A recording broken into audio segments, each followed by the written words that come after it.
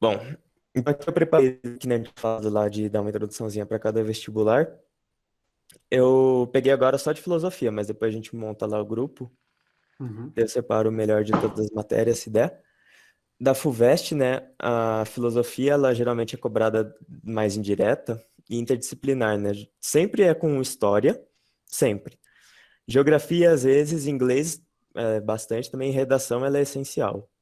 uhum. Então, tem vários autores aqui que eles não caem diretamente, mas eu vou passar para redação. Eu sei que vocês têm um professor específico de redação, mas senão eu fico sem matéria para dar também. Mas na FUVEST, a filosofia ela não se separa da história. Então, a gente vai ter um foco muito importante no contexto histórico, que é, tipo, saber um pouquinho da vida do autor e da época dele, porque, querendo ou não, isso influencia muito no pensamento. E é o aspecto mais importante da FUVEST. A primeira dica da filosofia na FUVEST é essa.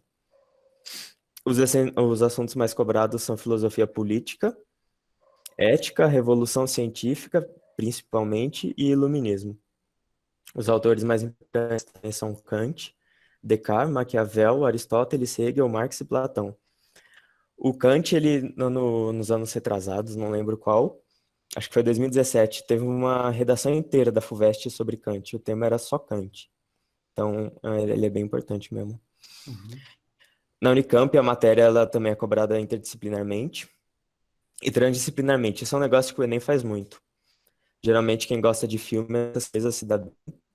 Porque transdisciplinar é tipo você pegar uma matéria que não seja do currículo, né, da grade, e levar ela. Mas é geralmente um filme, uma arte, um movimento, tipo atualidades também. E o Enem faz pra caramba isso, né? Os assuntos mais importantes é filosofia, política também e revolução científica. Mas meio que em todas as vestibulares é essas duas. Então a gente vai estudar bastante. Na Unesp, ela, igual falaram aí em humanas, tem uns textão. Para quem é de humanas gosta, às vezes não, cansa também. Mas ela é sempre cobrada de maneira mais direta e com questão específica. Algumas questões elas pedem um movimento ou escola filosófica sem citar tipo autor. É tipo quando num momento histórico vários autores tinham um pensamento parecido, eles acabavam se juntando e formando um movimento ou uma escola filosófica.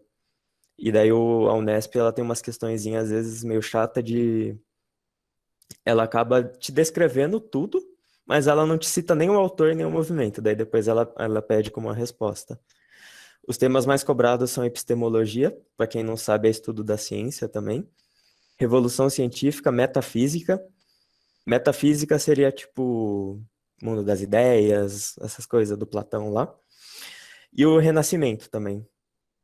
Maquiavel, esses autores. O Enem, ele geralmente são as questões mais diretas e aprofundadas, por incrível que pareça, porque o Enem geralmente não é tão teorista, mas com filosofia ele cobra de maneira mais direta.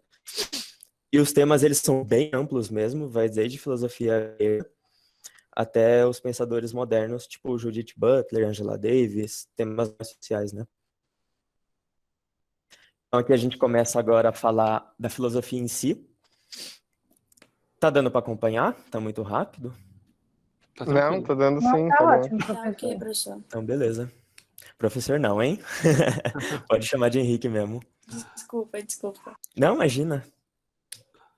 Bom, então a gente começa aqui com a frase conhece-te a ti mesmo, que lá na Grécia Antiga tinha a cidade de Delfos, né? E ficava o templo de Apolo. Lá tinha um oráculo, e em cima da entrada desse templo tinha essa frase, conhece-te a ti mesmo. Ela é muito importante no começo da filosofia, porque ela traz justamente o foco do início dessa ciência tão bonita, que é focar mais em você, para você conhecer, tipo, conheça-te antes de conhecer o resto do mundo, sabe? E aí a gente começa já com os filmes agora. Trazendo uma cena do Matrix, não sei se vocês já viram, eu vi semana passada só pra Ah, fazer isso. eu assisti ontem Matrix. É bom É? demais. Vai lançar Nossa, novo, hein? vai. Por isso mesmo eu tava pensando, tipo, essa hora levar o Matrix vai lançar 4, né, eu acho. Arrasou, arrasou. Consegue patrocínio. É. Imagina, não sei se esse cara sabendo lá em Santos que o Keanu Reeves foi fazer um filme no Porto de Santos. Eles Não. abriram, eles abriram até espaço para ser coadjuvante. Eu fiquei na fila, mas não consegui o papel. Ah, não sabia. E ainda ganhava um saláriozinho. Mas vou soltar aqui o vídeo. Não sei se. Deixa eu ver se dá pra ampliar. Não, Se não puta rolar, você merda. manda o link, caso do BO. Ah, vamos ver se dá pra ver, porque só tem legendado. I know you're Neo. You're right with Você tem que aumentar um pouquinho o seu volume aí. Tem que aumentar o volume, Mas tá tá muito no baixo. máximo ali. Vamos ver se assim vai. Puta, tá travado. bingo. Aqui tem câmera lenta, não sei pra vocês. Pra mim também. Puta, aqui também, hein? Tá bem ruim a qualidade. Pera aí. Então vamos fazer um negócio. O áudio também tá bem travando. Qualquer coisa, Henrique, você pode mandar o link aqui no chat pra gente e a gente abre. Pode ser. Cai, né, mais rápido. Todo mundo aí tá com conexão de internet? Puta, isso que é foda da EAD, Sim. né? É, vantagens e desvantagens.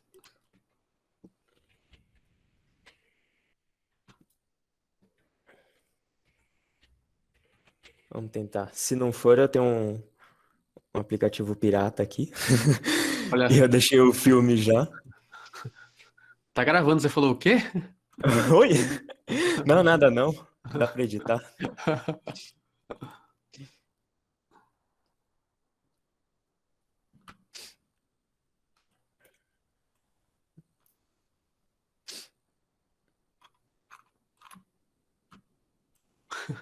Tem um comentário aqui, eu nunca entendi esse filme. Normal.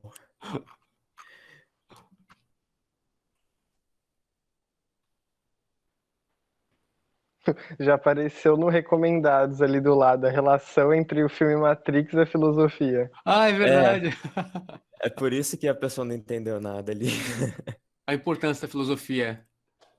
É entender Matrix. Essa é a maior importância prática da filosofia. Desde o século V a galera tá pensando nisso já.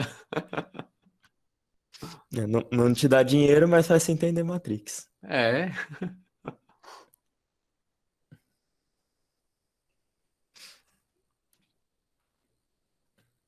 Mas pior que é verdade, né? Muita gente não consegue entender e desiste, né, de entender. Uhum.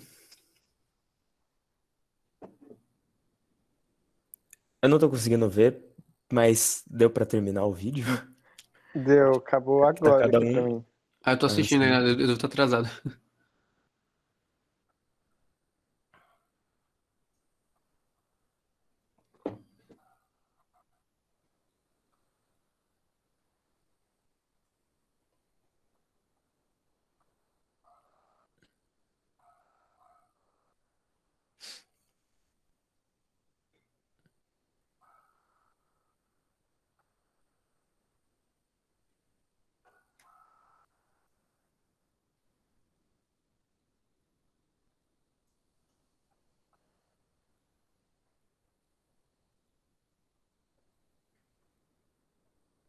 E aí, conseguiram ver? Sim. Eu vi metade, mas acho que eu tô atrasado. Pode passar. Eu também. Também consegui subir a internet só. Bom, se quiserem, a gente tem tempo, eu acho. Não, por mim tá tudo bem, pode continuar. Eu também já lembrei dessa cena, já. Ah, então beleza. Então eu vou voltar a apresentar aqui. Mas essa frase não era da Grécia Antiga? Sim, é da Grécia Antiga. Ela ficava lá no templo de Delfos, né? No templo de Apolo. Não era daquele enigma da esfinge, não, né? Aquilo era outra coisa. Não, não. Quer dizer, essa frase já apareceu em outros lugares também, né? Ah, mas não quer dizer que Mas originou ela lá, estava né? entalhada. Ela estava Entendi. entalhada mesmo no próprio coisa. No portal lá na entrada do templo. Bom, então eu trouxe esse videozinho aí só pra mostrar esse Conhece-te a ti mesmo, que é o começo. Uhum. Peraí, alguém quer participar? E para trazer o paralelo, né, que nem a gente viu ali, tem muita relação do Matrix com a filosofia. E o primeiro paralelo que a gente faz é entre o Neo, que é o principal, e o patrono da filosofia, que é o Sócrates, né? Os dois, eles visitam o oráculo e questionam suas realidades. Eu não sei se todo mundo sabe qual que é a história do Matrix, mas eu posso resumir rapidinho. O Neo, esse personagem principal, ele é um hacker. E ele acorda um dia com uma mensagem no computador, num sonho, numa mensagem do computador dele, falando para ele atender a porta. Isso também é da mitologia grega, mas aí eu vou explicar já já. Ele atende a porta e ele acaba conhecendo um cara depois chamado Morpheus, e esse cara, ele revela para ele que a realidade, na verdade, é uma realidade virtual. Basicamente, tudo que ele viveu era uma mentira e ele estava dentro de um computador. Porque muitos anos atrás, os homens inventaram as máquinas e as máquinas se rebelaram. E numa guerra entre os dois, tipo, bem Exterminador do Futuro mesmo, eles cagam o planeta inteiro e perde o Sol. E as máquinas, elas eram movidas a energia solar. Então, as máquinas, elas começaram a escravizar os seres humanos para roubar a energia do sistema nervoso deles. Então, ela fazia tipo uma plantação de seres humanos. E para eles se manterem vivos, eles criaram uma realidade virtual e enfiavam os seres humanos lá dentro. Só que eles sempre ficavam vigiando para ninguém fugir. E o Morpheus é esse cara, ele consegue fugir. E o Morpheus, agora lembrando na mitologia grega, ele é o filho da noite e do sono. Ele consegue voar sem ninguém perceber e ele consegue encostar nas pessoas e fazê-las dormirem. Só que aí dentro do sonho dela, ele consegue modificar ou aparecer numa forma humana. E é exatamente o que o Morpheus faz com o Neo, né, no comecinho. Então, existe esse paralelo do filme com a filosofia, e o Neo, ele é o patrono, quer dizer, o Neo é o personagem, o patrono da filosofia é o Sócrates. E quando o oráculo pergunta para o Sócrates o que que ele sabe, aí vem aquela famosa frase, que é o só sei que nada sei. E a gente vai falar bastante dela para frente. Bom, e também agora a maior releitura do Matrix é conforme a Caverna de Platão. Vocês conhecem essa ideia? Sim, mas não me lembro totalmente, não. Eu não conheço, Não conhece? não. Então, Não conheço. é tipo assim, imagina que tem uma caverna e nessa caverna só passa um fiozinho de luz. Uhum. E nisso nasceram ali dentro uns prisioneiros e eles nunca viram outra coisa fora da caverna. E eles ficavam presos pela perna lá. E esse fio de luz que passava funcionava igual um projetor. Daí as pessoas que estavam lá fora passavam na frente e colocavam a sombra dela e refletia na parede, né? De dentro da caverna. Então era tipo um teatrinho de sombras. Uhum. Ficava as pessoas andando lá fora e os prisioneiros achavam que as sombras era a realidade. Porque eles nunca viram outra coisa. Então eles nunca questionaram a realidade e para ele não existia nada além da caverna. Esse era o mundo deles. E o Matrix, ele é basicamente isso, né? Quem vive a vida normal lá dentro seriam os prisioneiros. E tudo que acontece lá dentro do Matrix seriam as sombras, né? Tipo assim, você não tem uma consciência do mundo externo. Então o Neo, que é o personagem lá, ele se desperta, né? Ele toma consciência. E na ideia do Platão, dessa caverna, um dos prisioneiros consegue fugir. Só que aí quando ele foge, primeiro ele é ofuscado pela luz externa. Isso seria muito, por exemplo, imagina que você sempre acreditou fielmente em uma coisa, e essa coisa é uma mentira e você descobre. Você quebra a cara, né? Tipo, é essa luz que te ofusca primeiro. Uhum. E daí, com isso, ele começa a acostumar a visão, que é quando você vai se adaptando, e você enxerga a realidade de outra maneira. E aí esse prisioneiro, ele quer voltar lá para dentro da caverna para alertar os outros prisioneiros. Só que aí eles acabam zoando do cara e acabam batendo nele, essas coisas. Que é muito o que acontece também, né? Mas pensando assim, imagina a galera da Terra plana tem razão. Bom, mas Ai, ai. então o Neo ele começa a perceber que essas coisas não são o que parecem, daí eles têm a chance de escolher viver na ignorância ou na verdade. E aí tem mais uma cena que eu ia passar, mas não sei como a gente faz. Vocês topam ver? Ou a gente pode passar? Eu posso explicar a cena. Ah, ou você tenta executar, ou manda o link, ou passa, eu não sei. Tanto faz. Então, bora lá. Eu vou Ah, porque você mandar que colocou o essa vídeo no cena é muito slide, né? boa. É, eu preciso aprender a fazer essas coisas direito. É, o vídeo no slide fica travando mesmo. Você teria que baixar o vídeo pro seu computador e colocar dele direto do computador. Aí Ah, ele rodaria Você melhor. você pode abrir no YouTube e aí você coloca para compartilhar uma guia e aí sai o som, sai tudo certinho. É boa ideia. ah é? Então Uhum. vamos tentar Isso.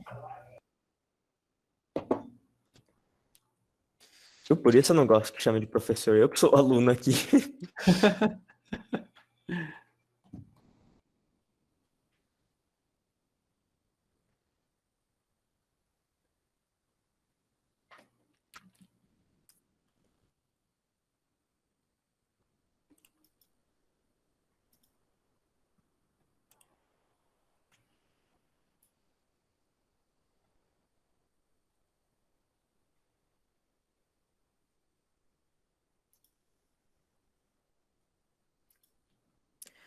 Bom, tá colocando para compartilhar. Aqui tá carregando.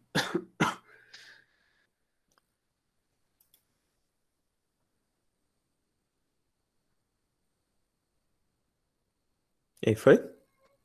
Compartilhou. Foi. Ah. Ó, o Atila ali do lado. Atila e a Marina? É.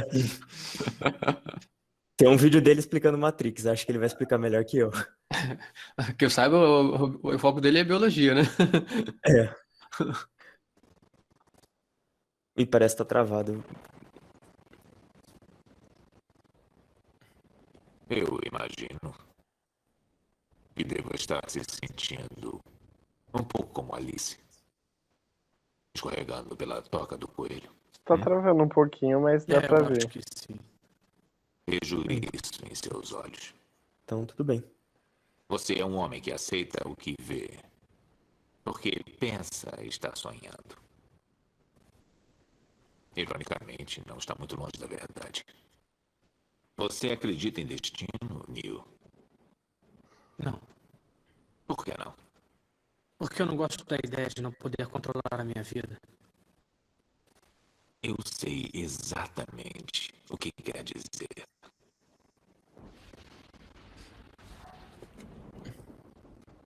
Deixe que eu diga por que está aqui. Está aqui porque sabe de uma coisa. Uma coisa que não sabe explicar, mas você sente. Você sentiu a vida inteira que há alguma coisa errada com o mundo. Você não sabe o que é, mas está ali, como uma farpa em sua mente, deixando-o louco. Foi essa sensação que o trouxe a mim. Você sabe do que eu estou falando? Matrix? Você quer saber o que é Matrix? Matrix está em toda parte. Está à nossa volta. Mesmo agora, nesta sala aqui. Você a vê quando olha pela janela ou quando liga a televisão. Você a sente quando vai trabalhar, quando vai à igreja, quando paga seus impostos. É o mundo que acredita ser real para que não perceba a verdade. Que verdade. Que você é um escravo, Neo. Como todo mundo, você nasceu em cativeiro. Nasceu numa prisão que não pode ver, sentir ou tocar. Uma prisão para a sua mente.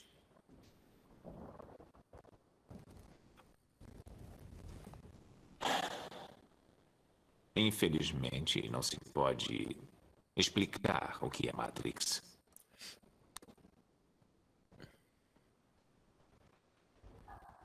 É preciso que veja por si mesmo.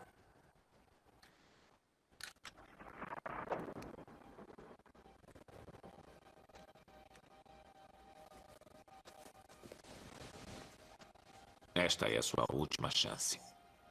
Depois disto, não haverá retorno. Se tomar a pílula azul, fim da história. Vai acordar em sua cama e acreditar no que você quiser. Se tomar a pílula vermelha, fica no País das Maravilhas. E eu vou mostrar até onde vai a Toca do Coelho.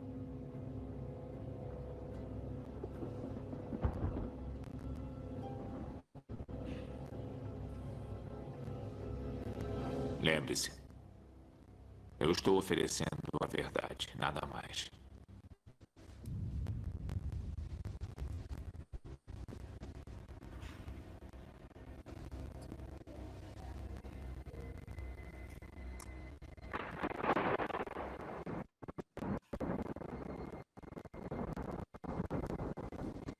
Venha comigo. Caramba, ele tava com sede, né? Tomou o copo inteiro. Cara, essa cena. Esse ator é muito bom. O Samuel Jackson. Gosto muito dele também. Nossa, ele é A perfeito. A voz dublada dele é muito gostosa. Como Essa assim? chuvinha de fundo parece um ASMR, não sei. Como assim o nome do cara não é Matrix? Ah, é muito bom. É. Ai, ai. É Matrix o nome do cara. É muito bom. Bom, Ai, ai. vou continuar aqui. Eu vi que tinha alguém falando ali que nunca mais vai ver Matrix com os mesmos olhos. Então tomou pílula vermelha? Pois é. Tomou pílula vermelha, exatamente. Deixa eu ver onde eu tava. Ah, é. A namorada chegou, peraí. Quer dar um oi? Não quero. Pra galera do CPVAN? Deixa eu ver. Aqui, ó. Olá. Oi, oi. Essa é a Gi, minha namorada. Ela também dá aula de filosofia, então às vezes ela vai acabar se intrometendo aqui, pode ter certeza. Ah, como se não fosse o contrário. Então, agora a gente entra aqui nessa parte mais... Tá acabando já, podem ficar tranquilos. Eu falei que não ia ser tão ruim hoje. Mas a gente vai falar agora o que é a filosofia e para que ela serve, rapidão. Alguém tem alguma noção? Queria falar, sem medo de errar, porque eu não tenho resposta certa também. Acho que a filosofia veio para tentar responder as questões que a gente sempre pensou, né? De onde a gente veio, por que a gente existe, por que a gente está aqui, o porquê de tudo, né? Tentar entender esse mundo que a gente vive, se simplesmente ele é real também, né? Se não é um mundo Sim. de Matrix, não é um mundo ilusório. Responder as perguntas da humanidade, do universo, né? É o que Sim, eu penso. sim. Alguém mais?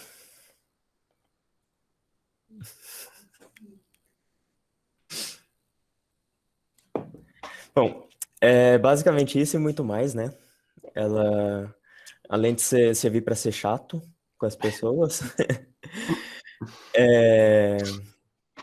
ela é exatamente isso. Às vezes é meio absurda a ideia do Matrix, mas se você parar para pensar, Parece real. pode não ser tanto, assim. Se eu não me engano, até o Elon Musk uma vez colocou no Twitter dele que pode ser que Matrix seja real, e aí a galera pirou. Ah, como assim? É genial ele. Mas aí a gente vê que primeiro tem aquela questão, né, do buscar conhecer antes de se conhecer antes de conhecer o mundo, conheça-te a ti mesmo. Mas por que isso? Porque geralmente as nossas experiências, elas mudam a maneira que a gente enxerga o mundo. Então, uma experiência para você nunca vai ser a mesma para outra pessoa. Por exemplo, vocês assistindo a aula e eu dando.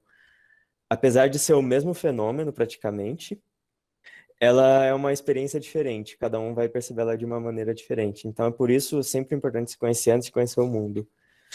Então, toda vez que alguém ia no oráculo de Delfos, o oráculo ele era visto como um representante dos deuses, né?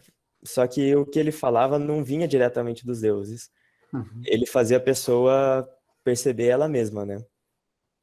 E é isso que ela faz com Sócrates quando Sócrates fala só sei que nada sei. Então a filosofia ela não é só duvidar e criticar, ela vai além disso. Ela é uma arte de fazer perguntas e principalmente perguntas que são difíceis de responder ou não são feitas para responder. Que às vezes a gente acaba vendo que a própria perseguição da resposta acaba sendo importante. Sabe aquela história lá de o caminho é mais importante do que Resultado, né? Exatamente. Às vezes você acaba indo de um ponto A, querendo chegar no B, mas chega em vários outros que viram uma ramificação. Isso faz parte também da filosofia.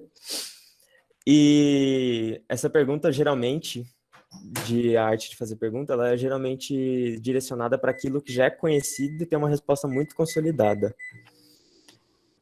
Então, por exemplo, um exemplo que nem eu trouxe ali do meme, não sei se vocês estão conseguindo ver, do cachorro. A religião, não que todo filósofo seja ateu, mas a religião é um tema muito debatido porque ela é um tema muito consolidado também. Às vezes você acaba nascendo numa família de uma tal religião e você nunca se questiona do porquê. E nem mesmo aquelas pessoas, porque às vezes é uma herança, né? Vai passando de geração em geração da família e ninguém se questiona. Então, às vezes acaba sendo meio chato isso. O Sócrates foi morto justamente por ele, entre aspas, corromper a família. A família não, as pessoas de Atenas. Então a filosofia ela começa através dessas perguntas, né? Para que serve, o que é, como, onde, quando. E a gente vai estudar muito que ela é a mãe de todas as ciências, principalmente para a FUVEST, que vem a Revolução Científica com Descartes também, que a filosofia ela direciona essas perguntas para criar uma nova ciência. Henrique, tem uma pergunta no chat. Tem uma pergunta? Professor, boa noite. Esse discurso de pessoas chatas vem dos sofistas? Eu li que Sócrates não apoia essa ideia. Sim, exatamente. Então, o Sócrates não gostava dos sofistas em específico porque os sofistas meio que vendiam conhecimento, né? Eles seriam professores que vendiam a arte da retórica. Tipo assim, não necessariamente eles saberiam coisas com grande profundidade, mas a um certo custo eles te ensinavam a poder, talvez, persuadir as pessoas. Não só isso, os sofistas, eles realmente eram professores, eles viajavam a Grécia toda. Só que Sócrates não gostava deles justamente por eles serem meio vendidos. E a ideia de verdade para ele era diferente da de Sócrates. Sócrates apoiava uma ideia de que é a maiêutica, né? Eu vou falar já já. Era um método que ele usava para dar luz à verdade.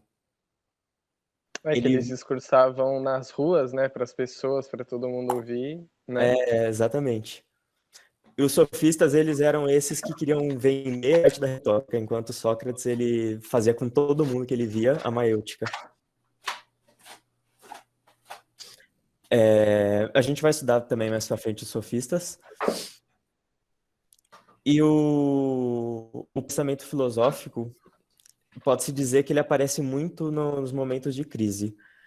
Se você tem uma crise pessoal, por exemplo, de acordo, sei lá, com a sua religião, você começa a se questionar de algumas coisas, aí é um momento muito fecundo, muito propício da filosofia.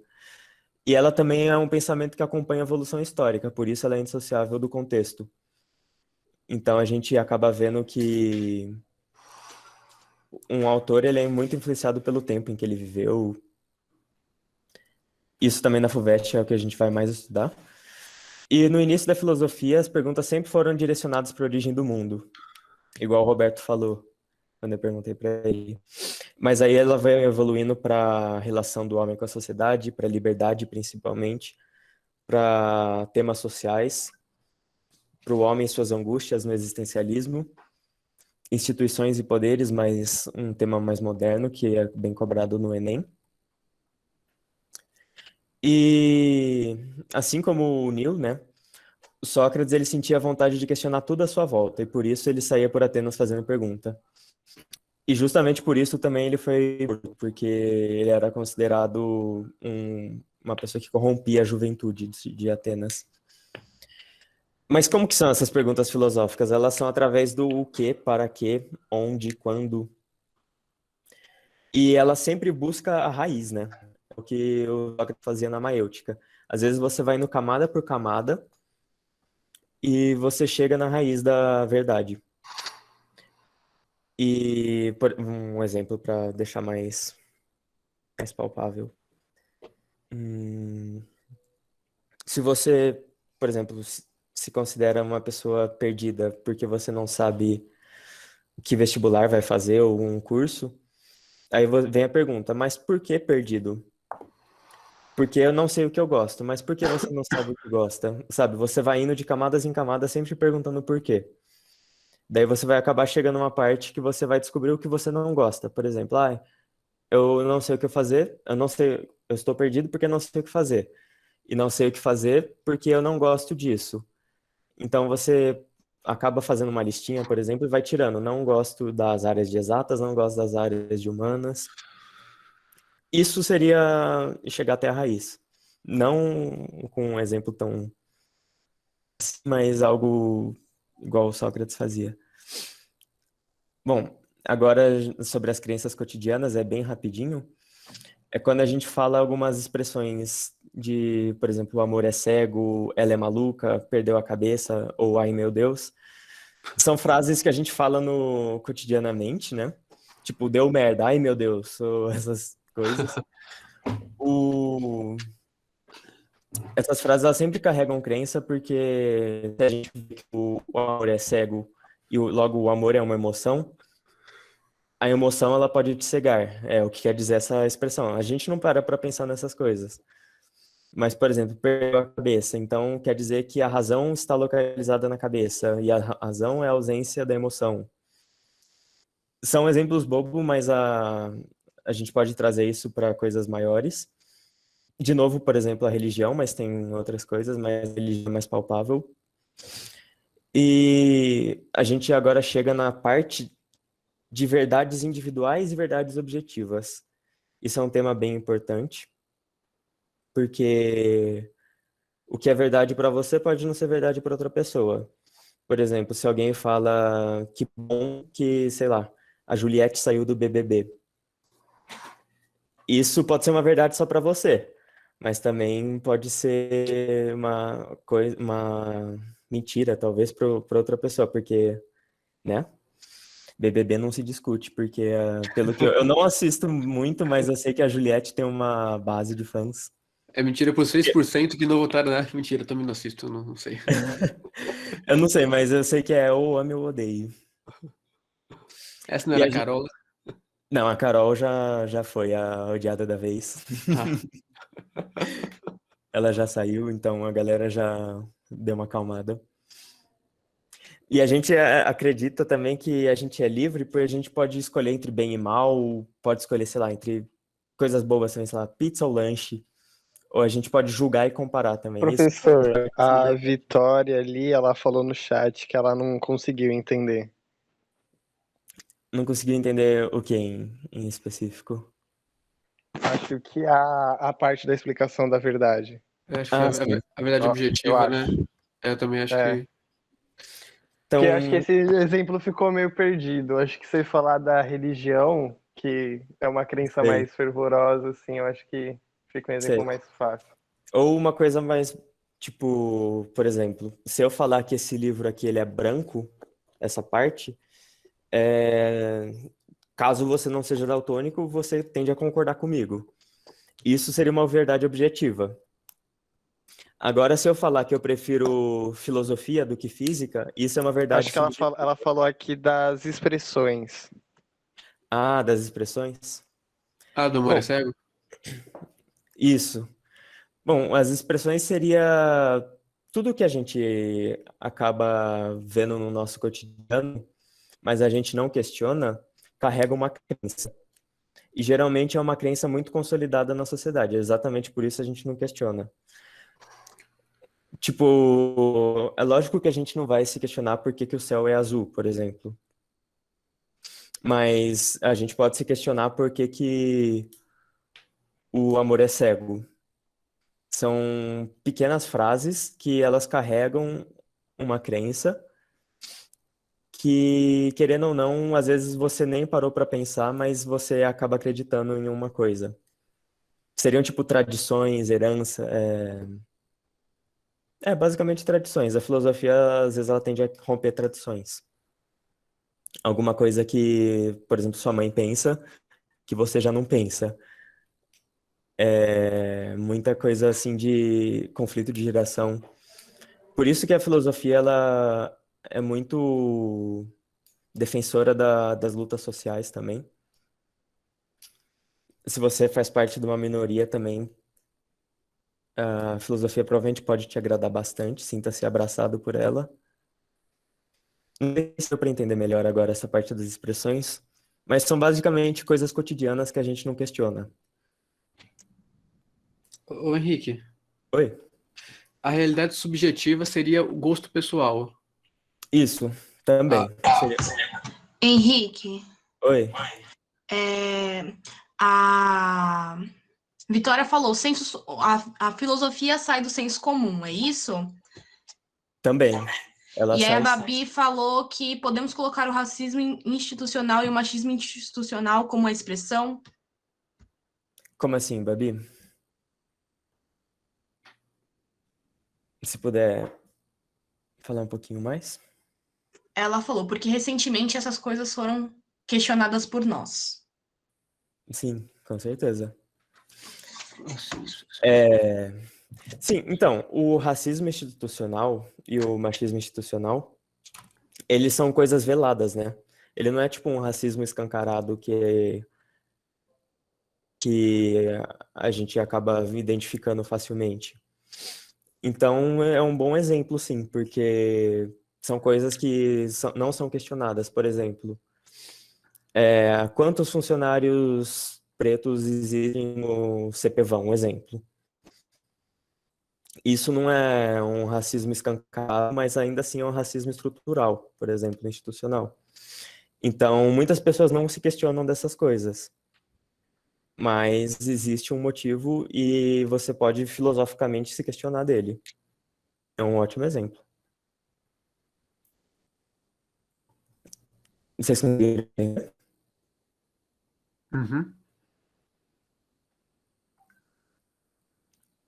Então, aqui tem uma partezinha mais prática, que é as atitudes filosóficas, né? Nesse livro aqui que eu mostrei para vocês, ele fala bastante sobre essa parte, que a primeira atitude filosófica que você deve ter é fugir dos preconceitos. Por isso eu falei que os temas sociais são bastante abraçados pela filosofia. Porque você não pode deixar qualquer interferência atrapalhar o pensamento. Então, seria preconceito em todos os sentidos. Tanto um preconceito racial, por exemplo, quanto um preconceito religioso. Você vai estudar a evolução, por exemplo. Filosoficamente, você não deve deixar a sua visão de religião te impedir de estudar a evolução. É um exemplo bobo, não sei se deu para pegar. Sim, e eu lembro de um professor que eu tive, ele era professor de sociologia, mas ele estava fazendo mestrado na época, e o mestrado dele era sobre interações sociais da comunidade evangélica. E ele passou durante muito tempo frequentando várias igrejas evangélicas para para fazer o trabalho dele, mas ele não tem religião nenhuma, assim, né? Sei. E eu achava muito legal isso. É uma maneira muito boa de se aprender também, né? Vivendo na pele, meio que isso. Uhum. Quer dizer, tudo que a gente vivencia diretamente, outra pessoa, a gente não consegue passar para outra pessoa. Isso faz parte também dessa primeira etapa. E agora a segunda seria interrogar, né? Que seria aquelas primeiras perguntas, que é o que é, por que é, como é. E basicamente essas duas etapas, elas formam a chamada crítica, né?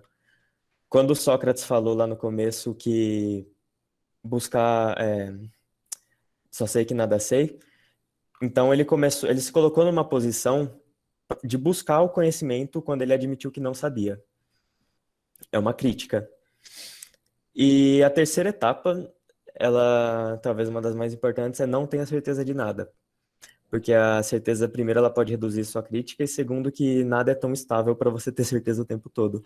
Além de que você pode muito bem quebrar a cara com isso.